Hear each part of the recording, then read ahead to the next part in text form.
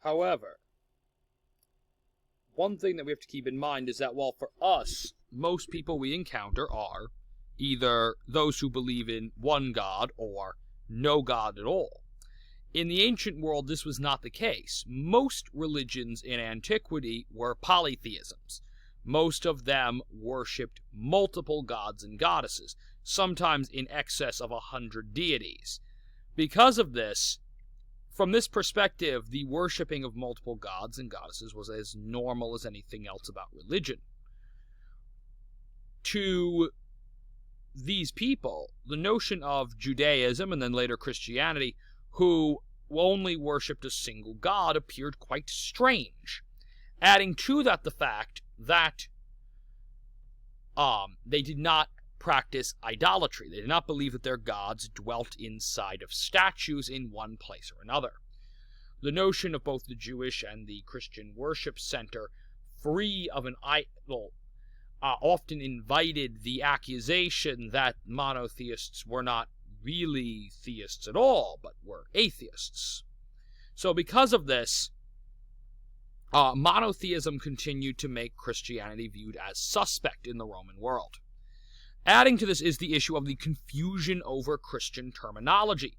Many of the terms in which that Christianity used as part of its sacred language, when understood in an extremely literal sense, produced disturbing implications, such as the fact that many believers, including married believers, would, in religious services, address each other as brothers and sisters in faith. This often caused the Romans to mistakenly believe that these individuals were actually biologically related, which would have been quite disturbing were it true. It was not, but it certainly made the Romans very uneasy.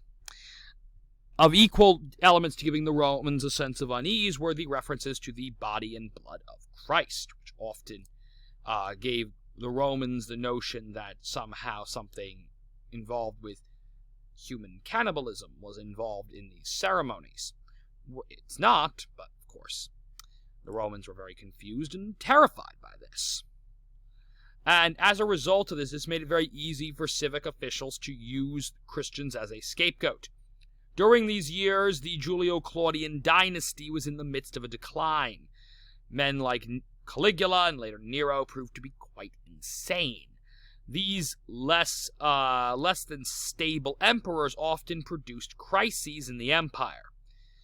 An empire in crisis often required a scapegoat, a person or group that they could blame for all their troubles. And this newly emerging religion, with its oddity of monotheism and the fact that its terminology confused the public and terrified them already, made Christianity the perfect scapegoat, the perfect group of people to blame for any and all problems emerging in the Roman Empire. It's also important to understand that from the Roman perspective, the Christians did not worship the various pagan gods on whom the empire was thought to depend. It's important to understand that the Romans believed in these multiple gods. And unlike our perspective, where we have one God who cares for the entirety of the world without any particular partiality, the Romans believed that there were certain Roman gods, and that these Roman gods cared particularly for the welfare of Rome. Therefore, Christianity's unwillingness to worship a Roman god also made them suspected of disloyalty to the Roman Empire. Then we get to the Roman-Jewish War. So this was Nero's other little project, other than massacring Christians. So how the heck did this manage to get started? Well, the story begins with this issue of the temple gold. See, every year it was tradition, it was part of the law, that all good Jewish people would make a donation to the temple. Now, once money was given over to the temple, it was consecrated to the use of the temple and the temple alone. It could not be used for anything else. And the temple found itself with the kind of financial problems we all wish we had. They had more gold than they could possibly spend. To wit, right now, with the archdiocese having some issues with getting its collections and whatnot with the lack of mass. I think right now the cardinal might be wishing he had this kind of a problem. The issue, though, was that the temple ended up having to accumulate gold. It just stockpiled gold up. And the Romans watched kind of with envy and greed. They wanted this gold. Finally, a Roman governor gets the idea to just take it. He orders his soldiers into the temple, where they're not supposed to be, by the way, and they steal the gold. The gold that had been consecrated, dedicated specifically to God and his temple. Well, there are riots in the city of Jerusalem. The people are infuriated that the Romans would do this. The Roman governor, who thought this was such a great idea, soon found himself and his soldiers positively overwhelmed by the vast amount of casualties that they were getting from this conflict with the mobs. Fearful for his life, he starts to pull back, and he sends word of help to his overseer, his boss. See, there were several smaller governors of local areas, but they all reported back to the governor in Syria, at least for that part of the world. So he sends a message to the governor in Syria, says, "Help, the Jews are revolting." Well, the governor obliges. He gathers together a large force of Roman soldiers, and they march south to break up the riots in Jerusalem. On their way down, they encounter a community of Jews in Galilee who had nothing whatsoever to do with the riot in Jerusalem. Nonetheless, the Roman soldiers murder all of them. These two events touch off the beginning of a rebellion in which Judea attempted to free itself from the rule of the Roman Empire. This event becomes known as the Roman-Jewish War when it occurs, and after a subsequent war later on in the 2nd century AD, this comes to be known as the First Jewish War. The war ends with the destruction of the Second Temple. The temple is never been rebuilt. This also leads to an event called the diaspora, in which Jews, and to some extent many of the Christians who still use the temple, found themselves dispersed more and more over the breadth of the Roman Empire. So at this point, with the end of the temple, the traditional sects of Pharisees and Sadducees fade away. And in their place, two new religions really begin to crystallize as two distinct separate faiths. One is Christianity, and the other is Rabbinical Judaism. Both continue to be practiced today.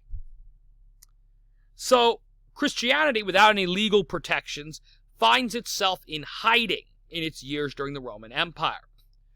For well over 300 years, for almost 300 years, Christianity exists in complete secrecy. Well, not complete secrecy, but those who ended up living a long life definitely had to keep their religion a secret.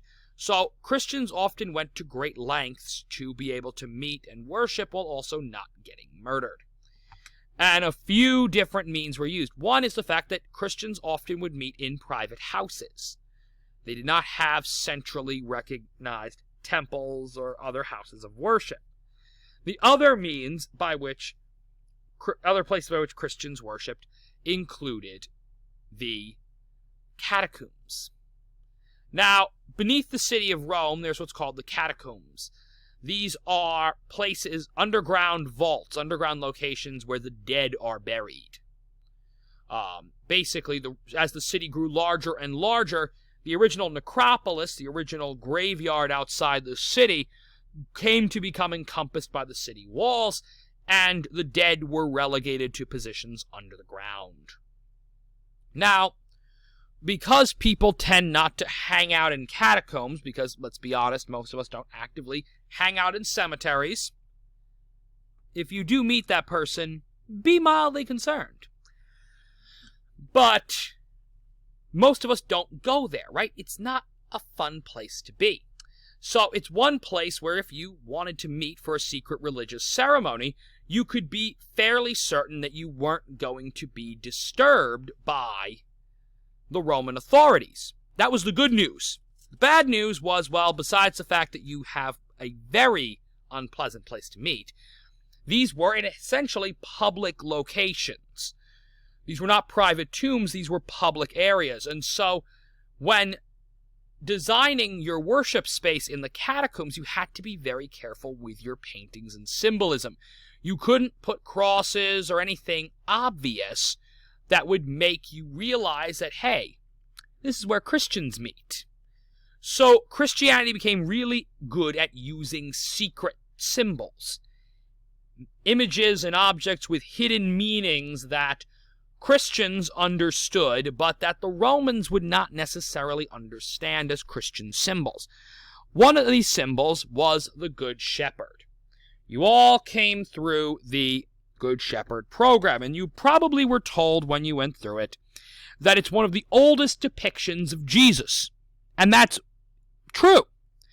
But it's not necessarily that it's the oldest appearance because it's the first way people saw Jesus.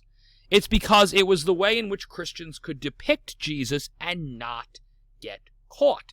See, one of the interesting aspects of the Roman world is that for Romans, their god who was messenger of the dead, Hermes, or Mercury in the Roman pantheon, was also their god of shepherds.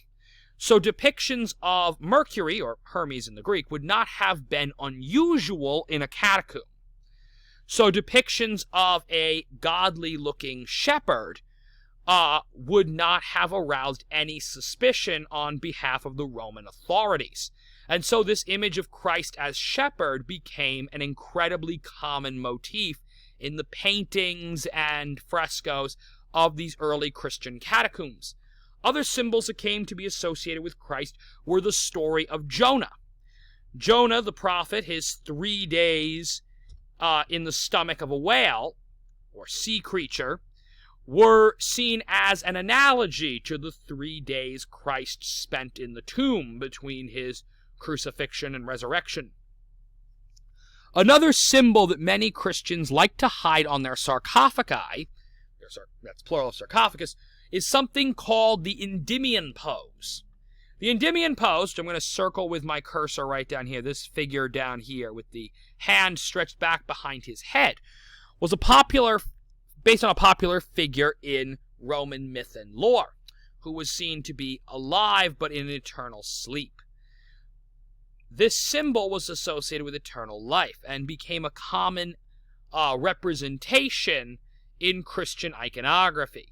It was a way of the Christian letting other Christians know they believed in eternal life after death, even if that image was not something that the Roman authorities would understand.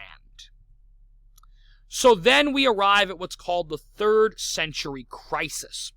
So Rome went through several subsequent dynasties, and when the Severan dynasty ended, we arrived at what was called the reign of the barracks emperors, or soldier emperors, so called because at one period during the reign of Galenius, there were at least 30 different emperors reigning at once.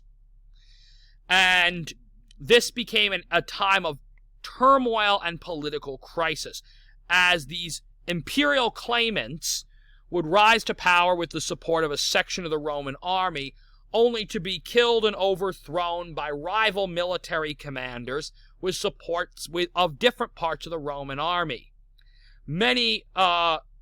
Some persecutions did occur during the period of the 3rd century crisis, but the 3rd century crisis was eventually ended by Diocletian and the emergence of something called the Tetrarchy, which would launch the Great Persecution. Diocletian divided the empire into 2 parts. The wealthy Eastern Roman Empire and the poorer Western Roman Empire. Diocletian took the eastern half for himself.